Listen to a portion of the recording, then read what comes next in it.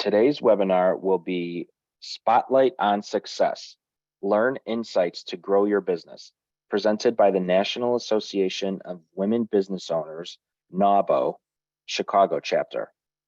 And I'd like to introduce Jenna Ryan, who will be the moderator today. Jenna, you can take it away.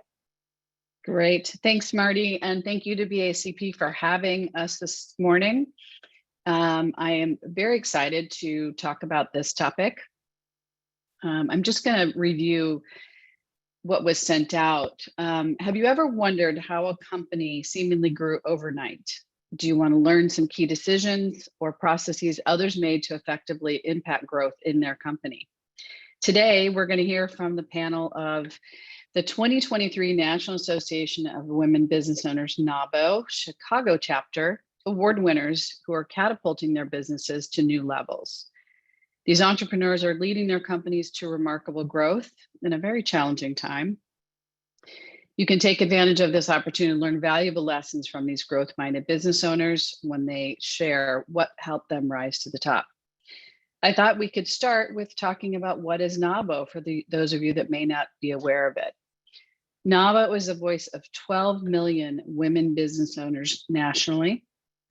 NAWBO Chicago is the largest of NAWBO's more than 60 chapters in the US, and we work really hard to keep it that way.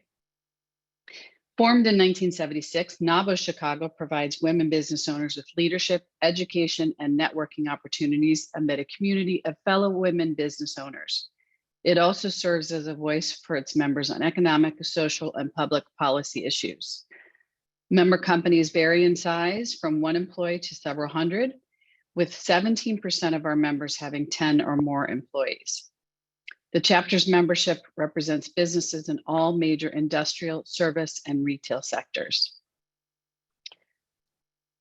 NAWBO's mission statement is through excellence in vision, leadership, and continuous outreach to the diverse community of women entrepreneurs, we strengthen the wealth creating capacity of our members and promote economic development, create innovative and effective changes in the business culture, build strategic alliances, coalitions, and affiliations, and transform public policy and influence opinion makers. What I'd like to do now is introduce our panel, starting with Melissa Lagowski, who's the CEO and founder of Big Buzz Idea Group. She was our Member of the Year. Mary Lawrence, she's the president of Richards Graphics Communications. She's the Business Owner of the Year. Ebony Whitson, owner of Whitson Wonder Productions, the Young Entrepreneur of the Year in our Wisconsin chapter. And finally, Ari Krizik, CEO and Head of Strategy at Cicalofia Group, the Young Entrepreneur in our Chicago chapter. So let's get started with a few questions. These are some general questions for any of the panelists to respond to. What specific opportunities have been presented to you that you've leveraged in a way that has impacted your growth? Melissa, can we start with you? Absolutely. It's definitely been a challenging few years, and we started our business in 2004. And we've seen an awful lot of ups and downs over time. And so as we were in the pandemic, 50% of our business is events, for those of you who may not know. And we were really cautious. We had poised ourselves for growth in 2020. We thought it was going to be our year. And then in March, when the world shut down and we lost 50% of our business, we just weren't really sure what was going to come. And so we kind of battened down the hatches, and we were able to hold on to our team through a lot of the resources that were available. And then coming out of the pandemic, the EIDL loan had kind of been sitting there. And during the thick of it, I didn't want to take on additional risk. I was really hesitant to take out any kind of a loan or need credit that I would have to repay, because I just didn't know what was coming in the future. But I kept my eyes on it and kind of kept it in the back of my mind. And come about the end of 2021, as things started opening back up, things were getting a little bit more normal again. I started to realize that with the staffing shortages and the nonprofits arenas, struggles to often find employees who will stay with them through the long haul, the outsourcing, it was kind of our moment to really potentially shine. And so it was funny, I had applied for the EIDL loan, and, I think at the time it said it would take like 6 weeks to get approval, and it ended up taking actually closer to 6 months. And then all of a sudden one afternoon they called me and they said, okay, we're ready to approve your funds. Do you want more? And I was like, what? Like, you can't just make this kind of a decision in like 30 seconds. And so I asked them if they would hold for a minute. And my bookkeeper, was in the office at the moment, and we kind of huddled together and we talked about it, and we talked about what it would mean. And we doubled down. We took out twice as much as we were intending to, realized that we could really kind of have this runway to start hiring and ramp up our team so we could meet the need that I really, in my mind, saw coming. And so from 2021 to now in 2023, with those funds and that decision, we have now been able to grow our team from 5 people coming out of the pandemic to 14 people and several subcontractors as well. So it was an absolute game changer, and it was really kind of being willing to lean into risk, but leaning into it when I thought that the risk was more minimized than previously. Melissa, thanks so much for sharing that. Those were really difficult decisions to make because there was a lot of unknowns. Mary Lawrence, do you want to share some opportunities that you had? Sure. And it always looks easier in the rearview mirror too, doesn't it? So kudos to Melissa for taking that risk. My story is more on the sales end of things. We had been really heavily into financial services, and you know how it is when all your clients are in one bucket, you're at a risk. We had a lot of work with just a few companies, so we knew we needed to diversify our client base. So we began reaching out to utilities, and we had utility in the Chicago area who did work with us a little bit. And then all of a sudden they said, we really want you to go through our marketing services firm, which sometimes can be the end of the road, right? It's like the long yes is a no. But we thought we would try it. We weren't familiar with working through that kind of channel, and it turned out to be huge for us. So not only is the marketing services firm using us for that client, they use us for their other energy clients as well. And it's a really small world in the energy world. So we were able to connect with other marketing services firms because they've switched jobs. So at this point, we probably work with 4 or 5 of those firms, as well as probably 20 utilities throughout the country. So took a little risk on not it being in our wheelhouse, and it worked out really well. That's wonderful. Things when you're kind of reaching out into something that is completely unknown and jumping off the deep end. Ari, would you like to share some opportunities that you found that you were able to leverage? Yeah, sure thing. I resonated a lot with what Melissa and Mary already mentioned around, leaning into the risk, right? Sometimes we feel like, oh, do we really want to take it? But sometimes as a business owner, you kind of have to. Otherwise, you're not going to know, what's the impact from that, right? And for me specifically, when I started a business in 2011, I thought like, I'm going to serve everybody. Definitely wrong move, right? But getting closer into the pandemic, I felt like we have, nailed down our marketing. We feel like, we're in a good space. We're in a tech space, and it feels really good. But pandemic hit, and we lost, just like Melissa mentioned earlier, like we lost clients too. Like we were having those really fun projects in the pipeline, but they decided like we can't move forward because of this pandemic. We don't know what's going to happen. And to be honest, I was really scared. I thought like, is this it? Is it the end? And I was really trying to figure out like, okay, what can we do in order for us to really stand out? I feel like for us, it's challenging trying to stand out among all the other different services, right? Like different agencies that offer exactly the same thing. So I was really trying to figure out, okay, what else can we really hone in just for us and really, layering it down into like what our positioning that we can truly leverage for our market. we did two things. Number one, we trimmed down a lot of our services that we ended up like, you know what, we don't enjoy doing this, but what do we truly, truly enjoy? And then we would love to deliver this to our clients. So from, saying that our agency is a full service, we, strip a lot of our services that we no longer feel excited about and only offer all things related to the web.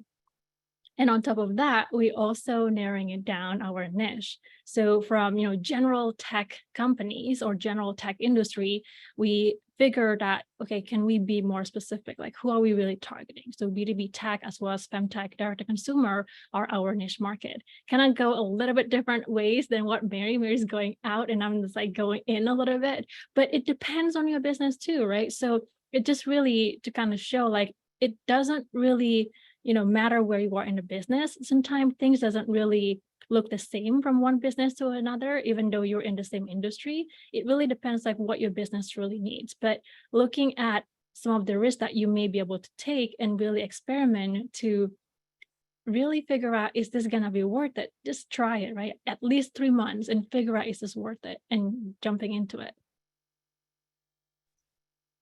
All right, thanks for sharing that. We did some of those similar things where we really honed in how we offered what we offered. And we leveraged the time that we had to do that, because when you're moving quickly, it's difficult sometimes to do that. Ebony, can you share with us some opportunities that you were able to leverage? You're on mute. Ebony, you're on mute. I don't know how to unmute myself. I don't know how to. You're on mute already. We can hear you. Am I there? Yeah, Yeah. we can hear you. Okay. Sorry. In the middle of all of this, Spectrum decided to have a power outage. Phone. So keep pushing forward. Okay. But the really a great opportunity to take a look at some other learning opportunities that we were never able really to, because we're always working. And so our primarily based on in-person events. And of course, with the pandemic, there were no in-person. And so it was either, do you want a digital platform and start trying to figure out what works, or do you want to take some time and deep business and let's see how we do this? And that's what we did. We conferences, oh my gosh, all over the world. And we were able to tap into resources we never would have been able to make the connections with. We were able to be in so many places. With the world virtually, it allowed us to register for conferences that I've always wanted to, but I can't always fly out, and be in Texas, or I can't always fly out and. And so it really gets you to learn and grow. So we became minority certified, we became woman-owned certified pandemic, and it got us into the contract area with the schools. We know that we could qualify for contracts and those type of services that they do. We didn't even know they had that need for event planners and event designers. So it really doors for us and connected us to a lot of. So we were able to get in contact with the Governor's Conference, with WA, with the SBA, and all organizations helped us to check to resources. So of course, funding. So we were able to get, like Melissa, was like, we qualify for this, and it was like there was so many grants out there we were able to receive, and we took that on that. And we were able to expand our offerings once the world opened. So it was really a time I appreciated, because had we not shut down, I would have looked at how can what's next, what's some other offering, expand this business. I would have just kept in the same frame that I was going in, just kind of seeing where the business was headed. But we look at what else do we also what are some pivot should this ever happen again? Should we be able to do in-person events for our company and being able to get us some contracts so that we will be open even during another shutdown or another pandemic, but just, putting those things, just looking at our overall company. And I think that I talked to, they were like, greatest thing, like I was so many places on Zoom, whatever be. And so we it that way, and I can say that we've really grown from and the connections even now today, and the things that we've grown to have all from the pandemic, from us that have connected us to the right places and the right resources. That's wonderful. It's exciting to hear, and there seems to be a theme here that the pandemic, while it was extraordinarily challenging, offered some interesting opportunities that all four of you have been able to leverage in a really positive way. I'm going to pivot for just a moment. Even though I did introduce each speaker and the name of their companies, there has been a question that if we could do just a really brief description of each of your companies, that would be helpful. So Mary, I'll start with you, just the name of your company again and what your company does. Sure. Thanks, Jenna. So I'm Mary Lawrence, president of Richards Graphics. We've been in business 98 years, and we do commercial printing and fulfillment. So we help other companies increase revenue, create brand consistency, and create secure data. Thank you. Ari. Hi, everybody. My name is Ari Shurzak. I am a CEO and head of strategy at Sikalafia. We're a minority woman-owned web agency, primarily work with B2B tech as well as fintech D2C on all things on the web. So websites, e-commerce sites, marketing, web integrations, all those different fun things. Great. And the first one, someone just asked, Richard's Graphics and Communications was the first one. Melissa. Hi, I'm founder, CEO, and queen bee at Big Buzz Idea Group, and we do management, marketing, and event services for nonprofits and associations. Wonderful. Thank you. And Ebony.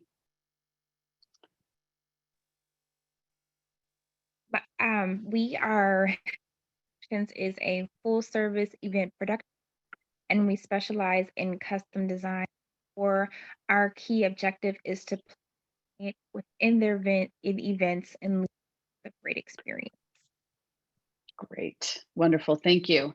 And Ebony, I do want to let you know your audio is kind of going in and out just a little bit. So I don't know if there's anything you can do to adjust that. Okay. Another just general question is, and we touched on this a little bit in answering the last question. What are some key decisions you made or processes you've implemented over the past 2 to 3 years that have effectively or positively impacted the growth of your company? If you could talk a little bit about some of the things that are different than those opportunities you leveraged to give some insight into things that you've changed. And Ari, you touched on this a little bit, so I'm going to start with you. But key decisions you made or processes you've implemented. Yes, for me, it's definitely that niching down, like really honing in my target audience was very important, because in the past, I did feel that it was a little bit hard to pinpoint, like, where do my audience really hang out, right? And I was having a little bit of a challenging time trying to figure out where should I invest my marketing money so that I can be right in front of them at the right time and, essentially like stay on top of their mind in case things that they needed around marketing on website happen. So for us to really just, thinking about niching down was kind of scary, because are we turning away, all the other people that is not in this very niche industry? What do we do? So what we ended up doing is that we say that, okay, these are the type of people that we would work with, right? And they are typically woman-led. And there's a lot of women entrepreneurs out there. There's a lot of different types of businesses led by women or women CEO and executives. But can we narrowing it down even further? Like, do they work in specific industry? Are they in healthcare? Are they in, financial technology? Where are they? And I felt like just by looking at, these different buckets, right? you can see how much opportunities are out there. But if you want to focus in every single industry, targeting all these different women, that's a lot of money to throw into marketing, right? So we try our best to really figure out, can we just pick a few buckets of industries that we can truly hone in, that we truly feel excited about. And we landed on B2B tech as well as female health and wellness technology because, well, number one, I'm a female and I kind of enjoy things that are in technology. And my husband's a full-blown nerd and he loves all things technology. So I was like, we need to stay in technology, but which part of technology? So femtech has been really interesting industry in the past couple of years, and you can kind of see I have that, uterus thing behind me. It finally make a connection to me because I want to create that impact in this industry, right? So I want to target the founders and women-led in this industry because I do believe in what they're bringing to the table and creating that impact. And this is that moment when you realize, oh, are we going to commit to this? Like, are we sure that we're only going to commit to this niche and not really, serving other niche? In one area, it will truly be so effective for your business, mainly because you can laser focus in your marketing, right? You're not throwing in a lot of different budget and investment in so many different places. You know where to typically hang out, you know what events you can go to, the association that you can join so that you can be in front of them and gain that visibility. So for me, that was really life-changing for the business, mainly because we can have a focus finally and then be more efficient that way. Thank you for that input. It's not unusual for entrepreneurs to do what you did in the beginning because you're not really sure where things are going to stick. It happens. And so you pivoted pretty quickly, and it's nice to see that it's actually made a difference. Ebony, do you want to share some things for you, that some decisions or processes you've implemented that have impacted your growth? Can you hear me a little better? Yeah. Yeah, we can. Okay, perfect. One of the biggest challenges, as you know, were supplies. Everything with shipping being and resources being far what we needed, we had to really think about what supplies and inventory purchased. And so it really changed. We designed events. It really changed events, and so we had to find a more effective way. I also learned how to be more sustainable during this time. So I didn't know that could be business, and ways to do that, and it created. So I said, well, house a lot of the things on our own. And we had to reach out to other people who already had a lot of the resources stored up us. And so we built so many that could do the various aspects. And so now it's a little bit easier. The planning is still just as stressful. It's gonna be like that. And thing together production wise, but now we have partnerships and so many key people with us. It's so helpful. And when it comes to the day of, instead of looking for staff, looking for assistants with ships, they bring their staff, and so then we have that to go when it comes to producing our event. Thank you for that. Strategic partnerships are something that we rely on as well. And that is something that we have heavily leaned into as needed, and are being very particular about who those people are, but it gives us a lot of flexibility and allows us to be much more nimble. Melissa, do you want to share a few things? Yeah, I think, both of what Ari and Ebony have talked about are so incredibly important. If people on this call take nothing else away but go where your clients are, I think the first 10 years I was in business, I was going to places where maybe at a meeting there would be 1 or 2 nonprofits in the mix, instead of really thinking about, like, where can I go that is the room is filled with all nonprofits. And so I really think that point is huge. I think the strategic partnerships really matter. But personally for us, the thing that through this phase that we are in, I continue to call it the messy middle.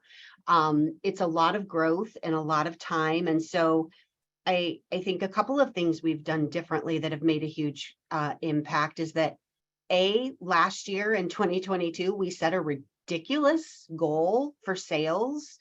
And we kept talking about it and we stayed really focused on it. And every week in our team meetings, we looked at if we were meeting it or how close we were. And, if we had made 50% of that goal coming out of the prior 2 years, I would have been elated. And we actually ended up coming like almost full circle with it. And so it really has positioned us well for ongoing growth. So I think really setting goals and looking forward and sharing that and talking about it is one thing we've done differently. And the other thing, when we were a small and mighty team, we really had to have people that were, I like to call them generalists. They could do everything. We do, in our company, I mean, we're doing event planning, we're doing bookkeeping, we're doing communications, we're doing overall strategy for organizations. And so it's a lot of different skill sets and not everybody has those, but we had people who could dovetail and do a little bit in all of those arenas. As we're growing, we're really getting specialists. And so we have a whole bookkeeping, like what used to, just be a non-existent, but now they're becoming little mini departments on our team. And so then those people just continue to bring fresher ideas and it continues to actually, really propel us forward because the creativity is stronger, the performance, the production, the sharing, the processes that are getting created out of those teams and those discussions that they have continue to make us a better service provider. And we're learning and sharing a lot more of best practices in the industry. So it's a challenging time for sure, because it's a lot of, trying to adjust daily to the changes, but it's all really positive in trying to make sure we are protecting our company culture as well as what our clients expect from us and kind of delivering the service that we are known for, even with that rapid growth. Our goal is not to grow and kind of be, implode. Like, I don't want to risk that. So we are really trying to make sure the foundation and the structure is incredibly solid for us to continue to build upon and do the great work that we're known for. Melissa, that is really great to hear. I mean, we have implemented some of those same changes in a way that we've never done before in terms of setting goals, checking in on a weekly basis and looking at where we are. And it's challenging sometimes to not get discouraged when you're not meeting those goals because they tend to be pretty big given a lot of uncertainty. However, just knowing, I heard somebody say last night, never being afraid to know the answer, right? Because you have to, it's okay to, he was talking about a totally different context, but not being afraid to know the answer, because you have to know the answer in order to know how to move forward. So Mary Lawrence, would you like to share some? Sure. So, and I think everybody's sick of the pandemic, but we had a really pivotal moment during that time that I want to share. We do, in addition to utilities, we do a lot of events for healthcare companies. So a lot of enrollment materials. When the big companies like Walgreens have their enrollment fairs, we supply all the materials set for our clients to present at those fairs. So obviously when everybody was working from home, nobody was in their offices to have the meetings. So we continued to use our portal to send out PDFs to the company so that they emailed, but we weren't sure if that whole market would collapse and never come back. The other thing we were facing is print continues to be a commoditized market. So what was our value proposition in this that would make people want to reach out and work with us? So we invested in becoming high trust certified. And when I'll say it was grueling, expensive, 18-month process, we had a lot of the procedures in place, but we had never documented them. We didn't have people with the assigned titles to Melissa's role of specialist. We had to kind of flip everything upside down in order to work with the outside consultant to set up everything that we needed to become high trust certified. And for those of you who aren't familiar with that certification, it's SOC 2 is one level where you're saying that you're treating all your client data securely, you're minimizing the event of a breach, and then they decide whether you are actually doing what you're saying. In high trust, they tell you you need to be up here, and they test you to their level. So it's much more intense.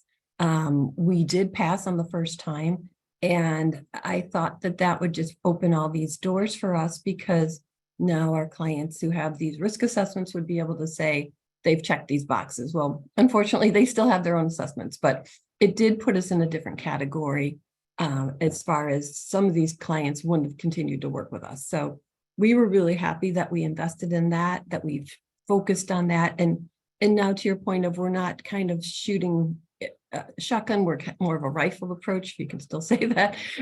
We know who we're working with. We're looking for direct mail. We're running programs for clients. Much stickier business, harder for them to replace us, gives us a lot more expertise in the fields that we're working in, which can be Medicare, Medicaid. So yeah, it's worked out really well for us, but it was a little bit of a dance.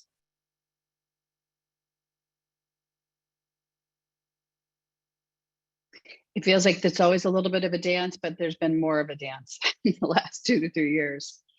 I'm going to ask a few specific business related questions for each of our panelists. And Melissa, I'm going to start with you.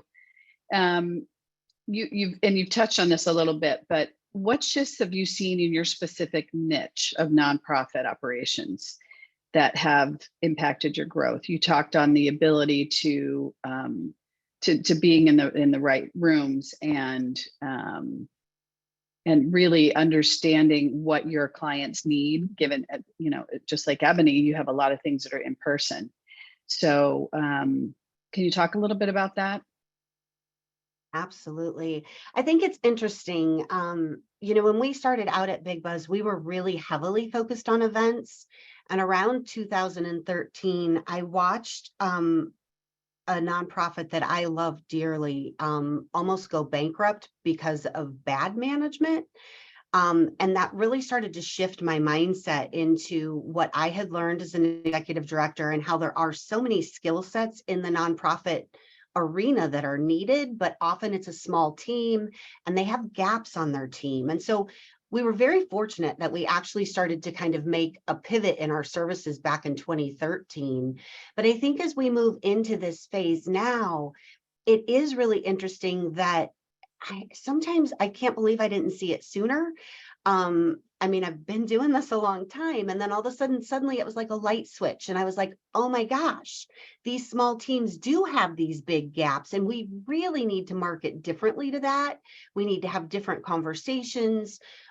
We often are the staff for nonprofits or associations that are 100% volunteer driven and have no staff, but we can also plug into some small teams because they might have somebody who's really good at strategy, and they may have a good bookkeeper, and they may have a good designer and event planner, but who's managing memberships? Or is somebody focused on kind of those extra specialties? Or oftentimes there will be things that a nonprofit will lean on a volunteer for, and then it may or may not happen. And it can create a whole fire drill when the newsletter is not going to go out because that volunteer dropped the ball.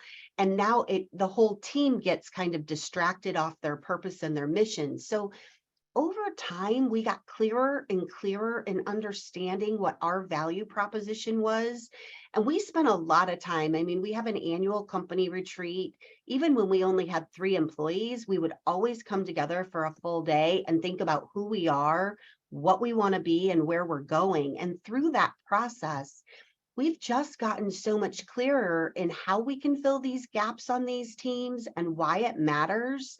And the fact for us is that we basically are trying to run the office for the organizations so they can focus on their mission and vision. And when they can focus on mission and vision and funding, they can make a bigger impact in the world. And so it just works really well when we lean into those skills and talents that we're really good at and let them do more of what they're passionate at. So we are on an ongoing basis continuing to recognize that, nonprofits and associations need to run like a business, but they oftentimes don't realize they are a business entity. And so as we teach more organizations how to run like a company, it just continues to strengthen them, strengthen us. And I think we approach it differently than some of our competitors. So I think that those are some of the things that, just continue to make a big difference for us and help us impact the arena overall. And then I think it took a little time for me to look back on my own experiences and understanding how it's hard for a small team to wear all the hats. It's just like an entrepreneur. When you first start, you're wearing all the hats. But the more you kind of build up your business and you can start outsourcing to people who are really good at certain things, you start exponentially growing in your own success. And so when I recognize that personally, and then we could leverage that into a whole industry, it has made a big difference for us. Melissa, how did you have to adjust the makeup of your own team to accommodate that kind of growth and your understanding of what your clients need? What types of talent did you have to hire? I think it's really interesting. One of the things I used to laugh at my whole life, I would watch people who were experts at something. And at one point when I realized I'm a really good generalist, I know a lot about a lot of different things. And I started to realize that actually is my superpower. And so when I could hire and bring in people with different specific skill sets, it started to eliminate the bottleneck, because when everything had to flow through me, I was a hindrance to my own growth. And so I think really recognizing that, the first thing I wanted to do, like I was doing bookkeeping, but when I could add a bookkeeper to my team who loved bookkeeping, oh my gosh, that was way better. And it was a much better remember that as service, well. Oof. right?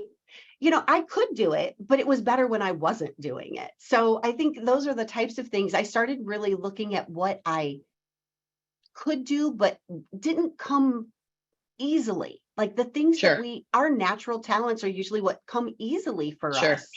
So those were kind of the roles I started to fill first. I've always been pretty good at some of the marketing, some of the planning, and whatnot. But the more I can kind of continue to bring in the leadership, bring in more people to talk strategy, and even then just having somebody to bounce the ideas off of, we create better strategies because we can think it through at a deeper level. Absolutely. Ebony, we're going to go over to you. We've touched on some of these things during the general questions, but your business and in-person business generally was really impacted.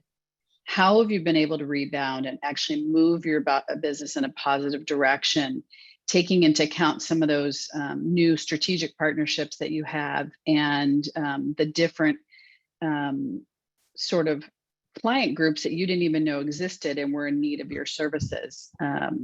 How has that changed? We have first you have now the people who have been locked up, for 3 years, and now everybody wants to celebrate. And you were getting people who don't even know what that looks like, they've never celebrated before. They want to do this. They're not waiting any longer. And that's private and public. And we're getting companies who go, we should start appreciating our employees more. We should start doing more things. We should start having more outings. And we're going, yes, we've tried to tell you that.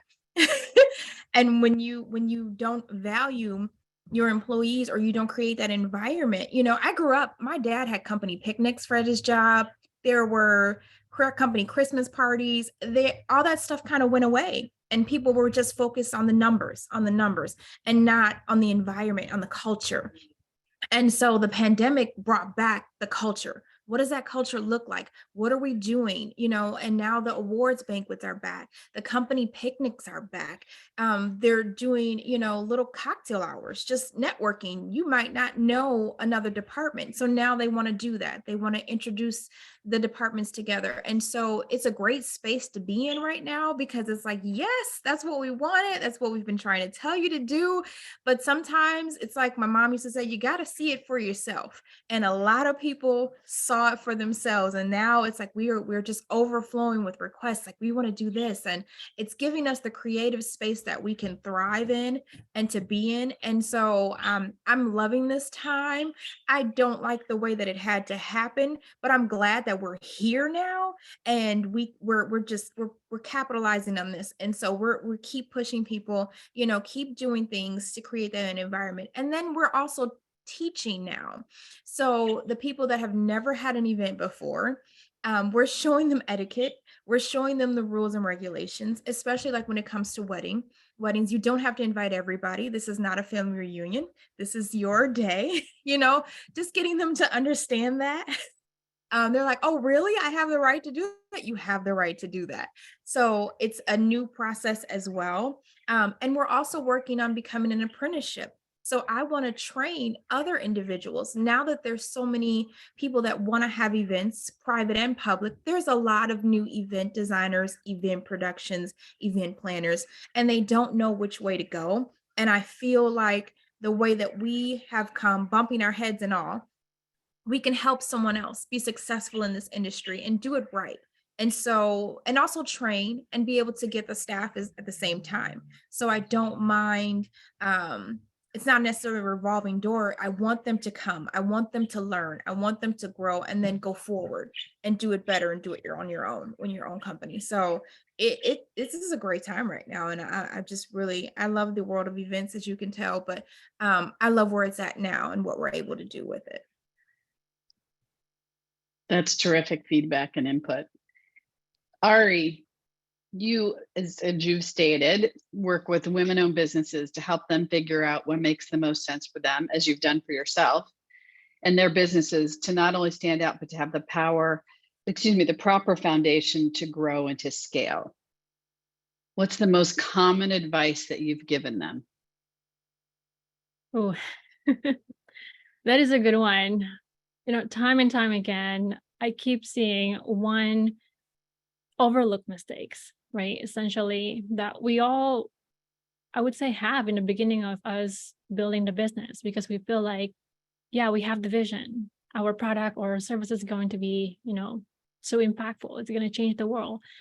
But we forgot to really pay close attention in terms of like, how is this really going to impact somebody's life, right? We may believe that the service and the product is the best thing ever in the industry, but in what way will it really impact that person you're trying to reach?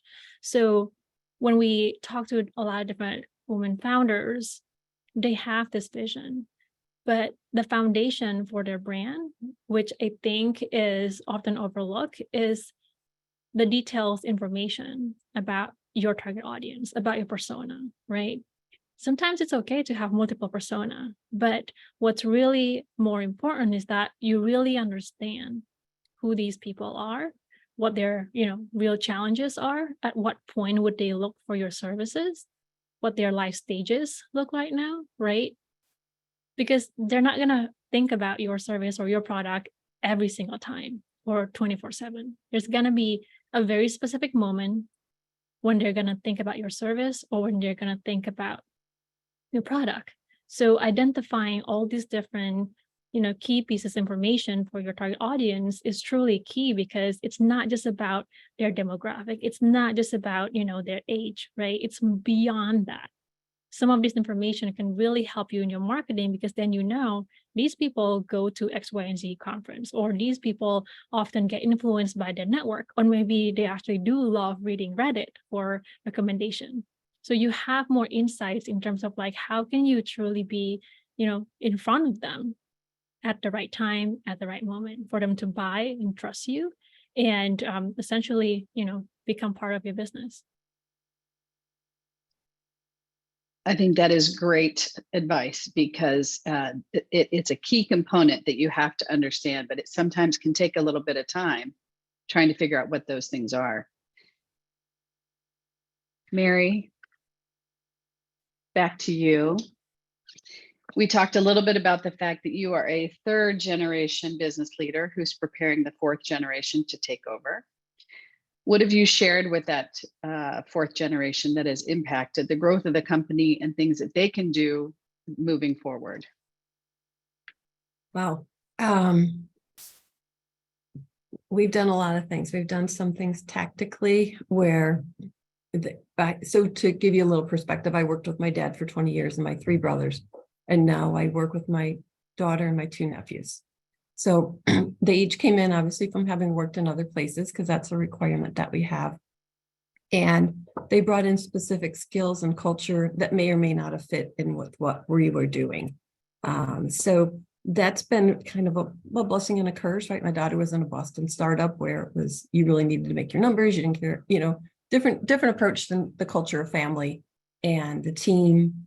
And we win together. So now I feel like that, you know, after 3 years, she's taken that over and feels it very strongly. And same with my nephews. On the business side of things, we had to say, you have to start thinking like an entrepreneur. So you've got to be looking at the P&L, you have to be looking at the balance sheet.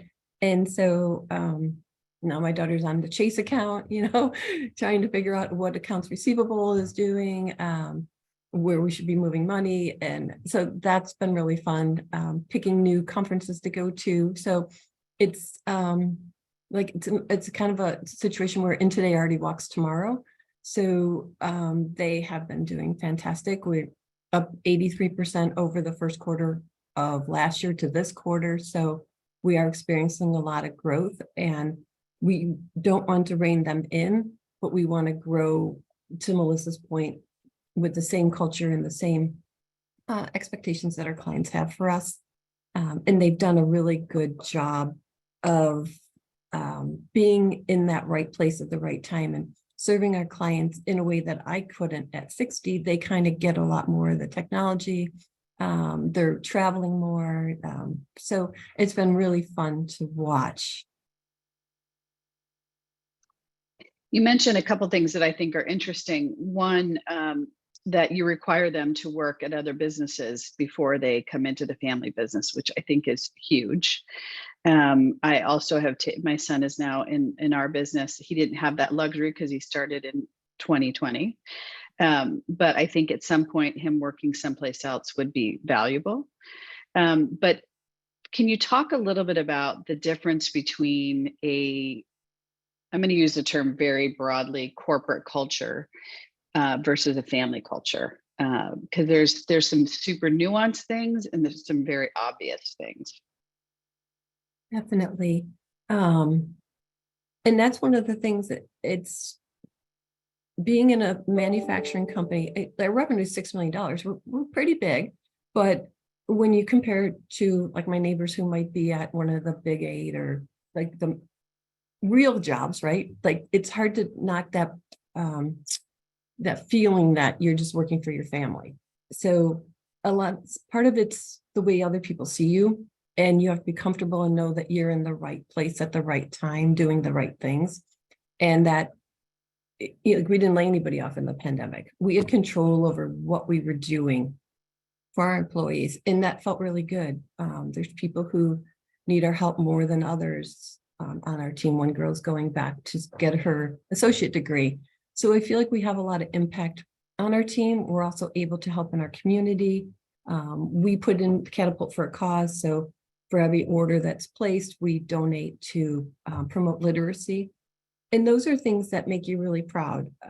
When you're in a big corporation, you have all that energy and momentum of a big corporation. You've got a larger team. To Melissa's point, you don't have to be a generalist. Sometimes you can just stay focused on what you really do. So there's a lot of advantages to being in a large corporation. I think you have to own wherever space you're in. That's a great way to put it. There's definitely advantages depending on the size of your corporate organization and family-owned organization. Ebony, I'm going to come back to you. You talk a little bit about, I mean, everybody's touched on culture, which I think is front and center these days. Mhm. And you've also talked about training and teaching others to do what you're doing so that they can then go out on their own. Can Mhm. you talk a little bit about the work that you've done with SCORE Milwaukee and Spark, which is a boot camp program for women and minority entrepreneurs offered by Scale Up Milwaukee, and how these programs help these entrepreneurs grow and scale their businesses? So we got involved with SCORE Milwaukee. It was one of the organizations that we were connected to during the pandemic when we were looking to meet and network with other business organizations. And SCORE led us to WIBIC. WIBIC led us to Spark, if you can say that. And SCORE has been, as an entrepreneur, you need mentors. And SCORE is a great mentorship organization. If you need anything, you have a wealth of people who have been there and done that over and over again. And you have someone you can call on and ask those questions. Should we go this way? What does this look like? Should we do this? And in that type of situation where you don't know, at least you have a group of advisors. And I'm talking these advisors, I don't even think I could ever afford the amount of wisdom that they provided our business, with the amount of details and they're on call. I text my advisor all the time and I'm like, hey, Jim, so this is what we're doing. He's like, we're going to meet and we're going to go and look at everything. And then we're going to see if this is what we're going to do, so it's so helpful to have that. And then for them to direct you and say, okay, I think you need to take this program, or I think you need to connect with this agency, and they can get you where you need to go. And knowing that, and it's the information is not, it's there, but it's not always right in front of your face. So having someone to say, this is where you should go is always great. And then being a part of those networks like Spark, now being a part, I graduated Spark 8. And so now we're called the Sparklers. And they always, they call them the Sparklers. Hey, what are you guys doing? What do you guys have going on? We're going to market it. We're going to connect you here. They know that we're valid businesses and valid entrepreneurs because we've been through that training, we've graduated, we've proven ourselves, they've looked at our numbers, and so then they refer us to other opportunities. And so having that also, someone else marketing you, someone else saying, hey, no, you should call Whitson Wonder Productions. It's like, oh my gosh, that's amazing. It's putting your name in rooms that you're not even in. That's the advantage of being a part of different groups like that. And so those are some of the things that we took advantage of. And we're just grateful because they're ongoing blessings for our business. It's like we have these things at our fingertips that have made such a difference for us. That's great. And I know that you've taken some of this knowledge back to the Wisconsin chapter, which is growing rapidly, which I think has been wonderful to partner with other organizations, and how that helps to grow your own organization in terms of your business, as well as the NAWBO chapter that you guys are growing up there. Ari, can you talk a little bit about I know in our panel at the NAWBO conference, you talked a lot about giving back and mentoring and being available for entrepreneurs that are just coming up. Can you talk a little bit about that?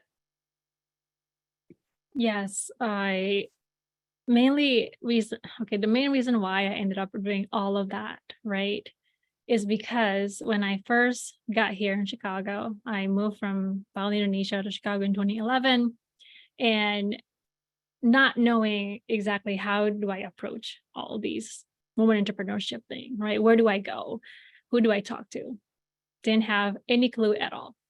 So I felt like I had to build everything from scratch. But the amount of support that I got here from, women entrepreneurs in Chicago, it was overwhelming, right? Because it's just so warm.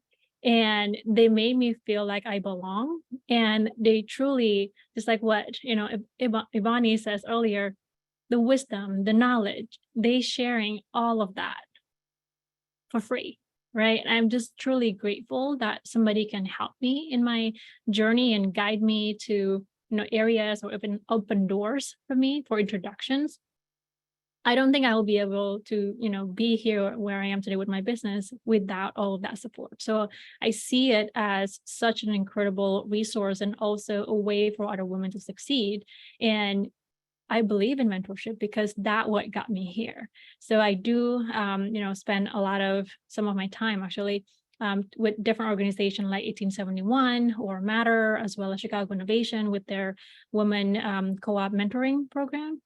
And I've seen all the different people that I've mentored, they just needed somebody to talk to, right? They just needed somebody to, point them to the right direction. Sometimes the answer is right in front of you, but when you talk it out and someone sees it, they finally are able to tell you how to read that label that you've been trying to read for so long because you're inside that box, right? You can't read that label because you're inside. So you needed that outside perspective. And that I feel has been really helpful for other women as well to just like gain the confidence, gain the resource they need, and then pointed, to the right direction.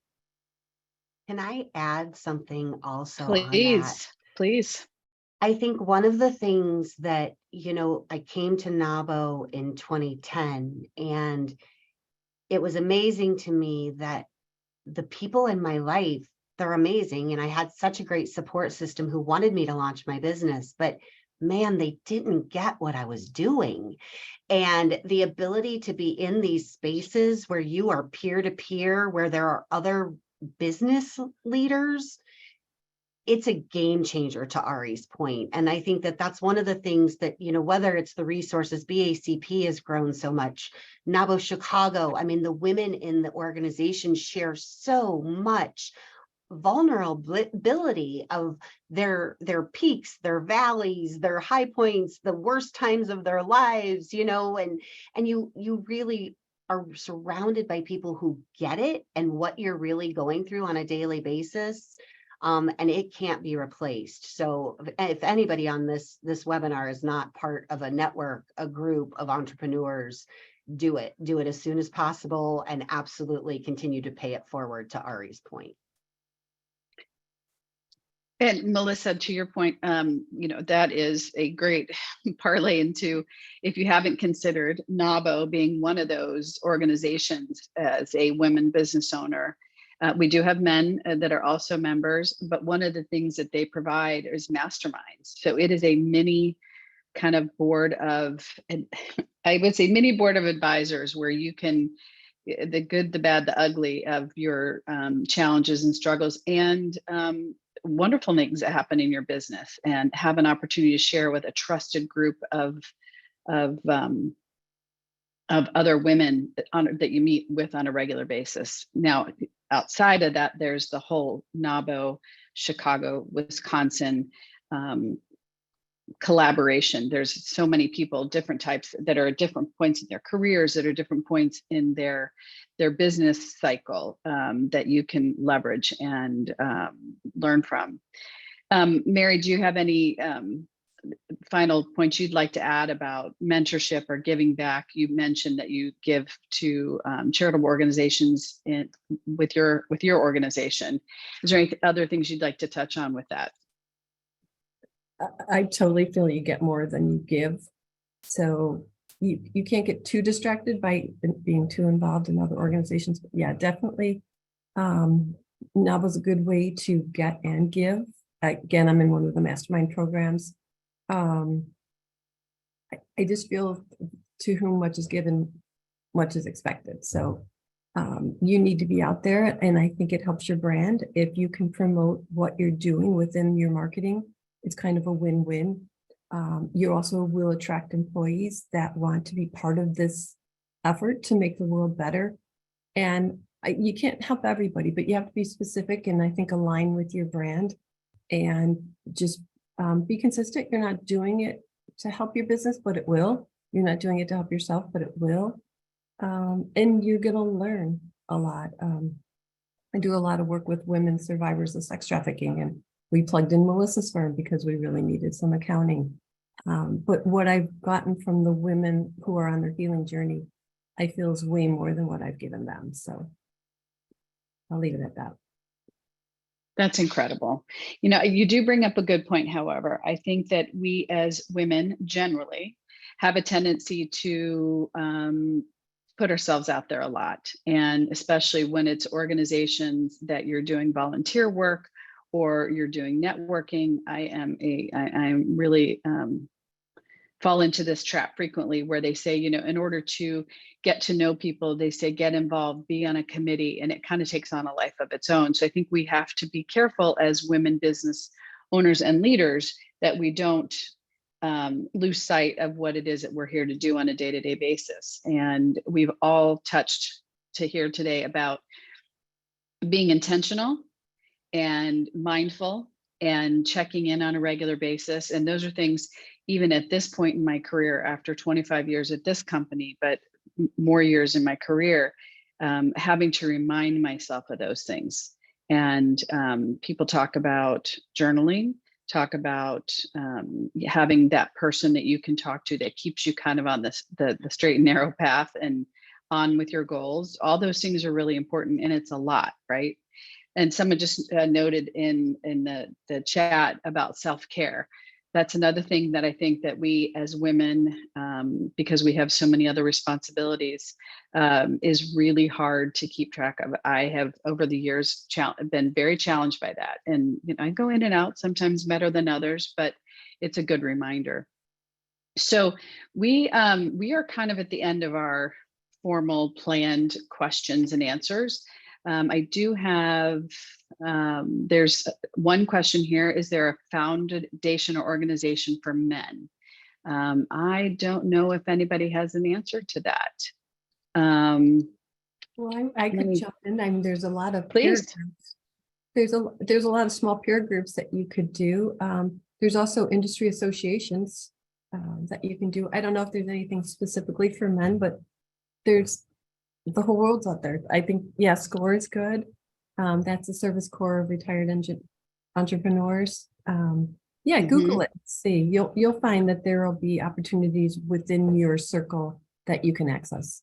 Local I'll chambers. piggyback too, Mary, right? I think the associations and industry specific organizations sometimes get downplayed, but I think the beauty, I mean, originally I was timid to go there because I thought it was all going to be competitive. But the reality, to Ari's point and Ebony's point about training the next generation, or right, Mary, you're training the next generation, like the paying it forward and the whole, like, you know, it shortens the learning curve when you meet other like-minded people who might be a little bit ahead of you in your journey. And then the beauty is that you can always reach back and bring others with you. I think I came to Chicago in a day and age where it was still kind of mean girl variety, like women weren't helping women in the same way in the places I was. And so when I found NAWBO, it was beautiful, but associations and all of those industry organizations, I feel like also continue to help businesses grow while you're bringing others along for the journey so that we're always paying it forward. Yeah, I agree with you, Melissa. I think that industry, I mean, I still think generally business has a long way to go, but organizations like NAWBO help to pull that forward with women being in C-suite and ownership positions that maybe wasn't the case before. I'm going through some comments, and there was a question that someone asked that Ari spoke about certain mistakes earlier when you just started out that you had to overcome, and what are some mistakes that other panelists overcame before the pandemic? Would you guys feel comfortable answering that question? Mary, I can start with you. Okay. One of the things that I felt like we were running into is it felt like people were ghosting us, right? You'd have a meeting. That's one of my biggest challenges. Yeah, they're remote teams. You're not even sure where they are. They're not necessarily going to stay on that team very long. So we'd get an opportunity for an RFP. We would do a lot of the work, and then that person would switch positions. Or just didn't know enough about them. And that's one thing, if you're working remotely and you have the opportunity to go to your office, I encourage you to go to your office more than you probably are. A lot of the unspoken dialogue happens in face-to-face connections. And if you're on a Zoom with your boss, you're not really knowing what's happening to your boss. You're not knowing what's happening to your team. And it's not like everything has to be in person, because obviously this is a great opportunity for us to connect via Zoom. But get in person when you can. Go to the conferences. We were doing $1 million of work with somebody we had never met. So we finally were able to meet them at a conference. Now we're trying to put in annual meetings, semi-annual meetings, in person or Zoom, but just a place where you kind of touch, look back, set your targets, make sure you're doing the right job. It's gotten kind of impersonal in some ways, where they'll just throw an RFP out and replace you. So you really have to be paying attention to what they're not saying. Mary, I could not agree more. I know that this is a challenging time for people from a corporate leadership level, or even a just general business leadership level, requiring people to come into the office. But unfortunately, the younger generation doesn't know what they don't know, because they haven't experienced the impact of being in person and having those face-to-faces. Now, that also requires people at the top being in. They have to show up as well. And that I know is challenging in some larger organizations, but they have to, I hate to say that it's cliche, but they have to walk the talk. So if you aren't seeing your leadership, I think that's something that you can ask for. You can say, I need more face-to-face time. And I think it would be very well received in that regard. But I couldn't agree more that there's got to be more face-to-face. And even if it's, there's most days are Tuesday. We're in the office every day, but Tuesday, Wednesday, Thursday, right? Plan for your time in the office and figure out the best way to interact with those people that are going to have an impact on your career, or the clients that you need to see. Have a coffee or a lunch so that you're actually interfacing with those people on a regular basis. I'd also Ebony, throw out that, oh, sorry. no, please. Something it took me a long time to learn is ask questions when you're in those meetings. Don't be Yes. afraid to say that you don't know it all. Yeah, it's okay. It's okay. I'd rather have somebody, I had lunch with somebody the other day that has an intern in, and she said that she was calling her the doubting Thomas, and she was asking a lot of questions. And she's someone who's a rising senior in college. And she said at first it took us all, kind of off our game. And then she realized that that's what this person is there to do. They're there to ask questions. And you touched on that a little bit too, Mary, with the third versus the fourth generation. It's their job, in a sense, to ask us questions. And Ari, you mentioned this too. When you're in the middle of it, you can't see, you just do what you do, right? So this younger generation that's coming in, it's okay. And we encourage them to ask questions. Ebony, someone asked how they could learn more about your program. So maybe you want to put something in the chat, either an email address or whatever you're comfortable providing, that can help people connect with you about your program. Absolutely. Wonderful. That's awesome. Yeah. Let me I'd see what love else to we have add here. about my mistakes too, Jenna, when you Oh, went back to please. that Thank you. question. Thank you, Melissa. I appreciate that. I like to always joke that I am an absolute lesson in how to do everything wrong. I never meant to You have start said a that before. company. I say it all the time. I mean, my know, first it's few funny. years, it was like tripping over myself. And I never meant to have a company. Looking back, I was just trying to create a job I liked. And so I maxed out like all my credit cards. I thought that taking out a loan or finding financing was a sign of weakness. It was awful. And man, if I could go back and do it all over again, because if you get financing from a resource, it's way cheaper than maxing out your credit cards and bootstrapping it along the way. And the other thing I would say too is that I was very fortunate that I was already in NAWBO at the time, but the first time then I pursued financing for growth, I got denied the first time. I was 10 points under the score that the bank needed to approve it. And I thought that meant I was done. But thank God I had that support network to be like, whoa, whoa, whoa, whoa. Like not all financial institutions are the same, and different ones are different fits for different types of organizations or sizes or finance levels. And so I was able to find some resources and secure the capital I needed to advance my business. So I really, don't take no for an answer, continue to push through. There's just so many lessons in all of that, but definitely finding ways to manage your finances so your money can work better for you throughout your growth and manage through the cash flow. If I could do it all over again, that would have been a game changer for me. Wonderful. I can I share could, too some of the that- things that kind of went wrong for me as well. please. So I think that because I started in 2018, so I was just getting going when the pandemic hit. And as a new business, we are not taught to define our customer right away. And so when I went through some of those trainings and through Spark, and I did Rise with the African American Chamber of Commerce as well. I did a couple others. That was the first thing they told me. Well, who are you marketing to? Well, who do you want to service? And I'm like, everybody. And they're like, nope, you cannot do that. And I'm like, why not? Everybody wants to work with me. Everybody's great. They're like, everybody's not great. You have to list this out. Who do you want to work with?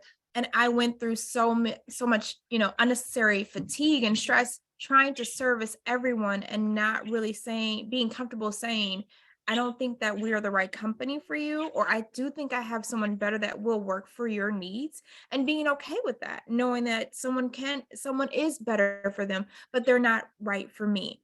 And so, gosh, I put myself through so much, but now I'm like, you get to the point, it's like, okay, I have a great questionnaire. We're going to sit down and do a consultation where we're going to really see what you really need. And then we're going to move forward. And I'm not rushing just to get to the contract. I want to see more about who this client is and what is it that they really need. And that is such a great place to be in. And so I encourage everyone, when figure out who do you want to service, because there's a client for everybody. There's a client for everybody. And that's why there's more than one business in each individual area, because we have so many people that we need to service, and one company can't service them all. So who do you want to service and who do you want to support? So that was one of my biggest lessons. Ebony, as I mentioned, we took the time during COVID to put a lot of processes and procedures in place to really systematize what it is that we do. And just yesterday, I made the mistake of agreeing to something without going through the process that we have developed and learned works. Exactly what you just said. And someone brought it to my attention, and I thought, how after all this time did I let that happen?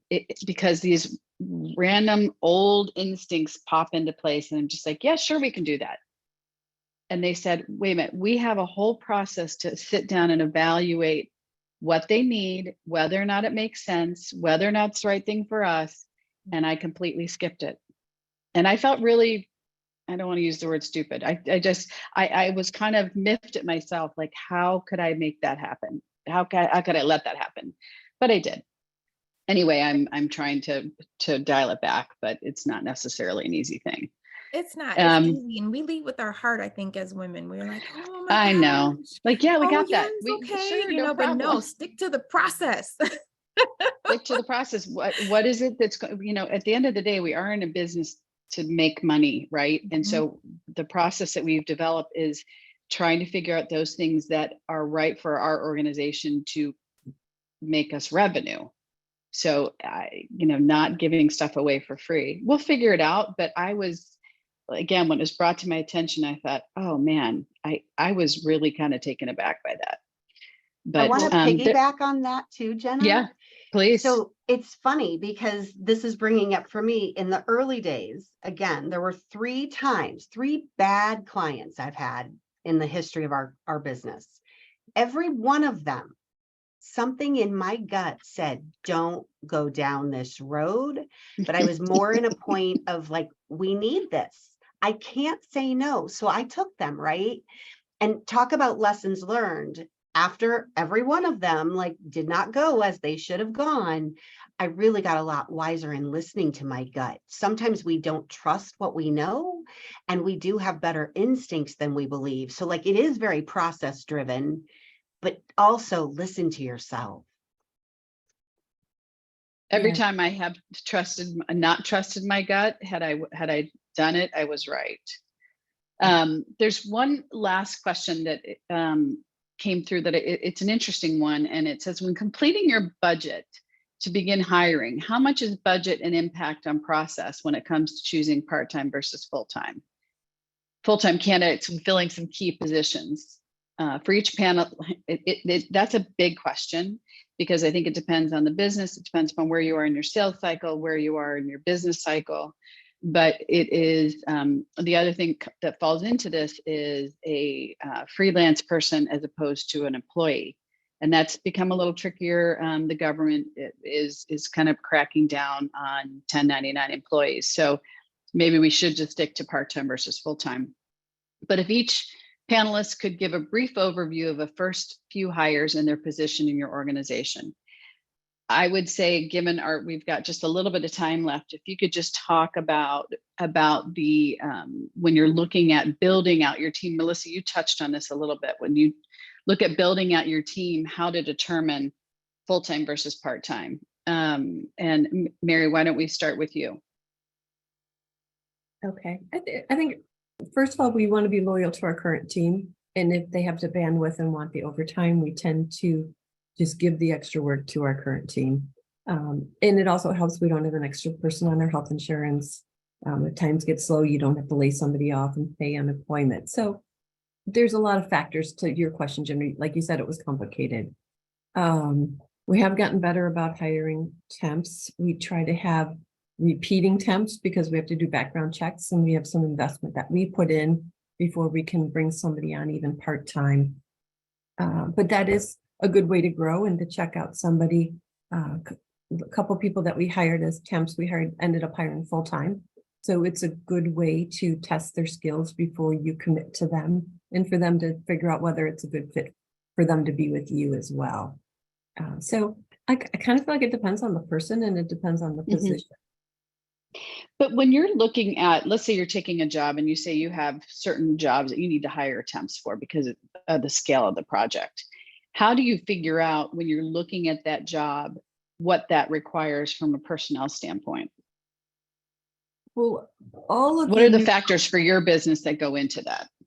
Yeah, well, we're looking at the fact that all of our programs that we're quoting for clients are quoted. So there's the data, the historical data that we know. We've run a similar program. We know how many hours it's going to take roughly. We don't always get we're the same way. Yeah, we just launched a program for somebody and they couldn't give us any data. So we had no idea if we were going to be swamped or bored, right? So or profitable or not. Yes.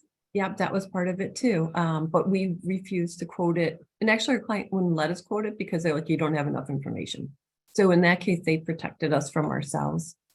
But we have the fourth quarter is our busiest. And so when that ends every year, we say, how do we make that not happen again?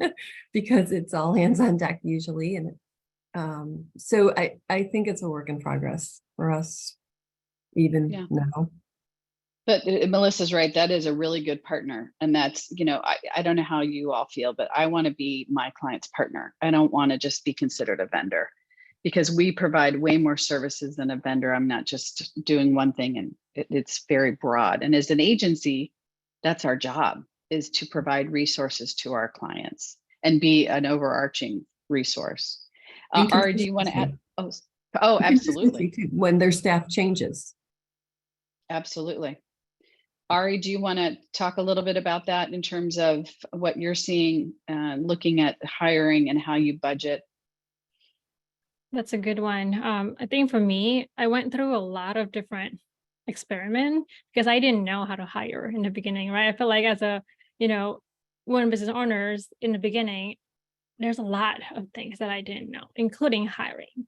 So I went through a lot of internship programs and then figuring out, okay, I actually don't have time to, educate a lot of my intern. I needed somebody that can really execute immediately as soon as I give them the brief, right? So I think a lot of these can be, the process for you could be like, what is the process and what are your needs? If you need somebody that you can train, or if you don't Yeah. have the time to train people and you need somebody, you know, at least mid-level or senior people, and just like they can execute it without you, you know, overseeing their work or stuff like that. I think that depends in terms of like, who do you need and in what stage.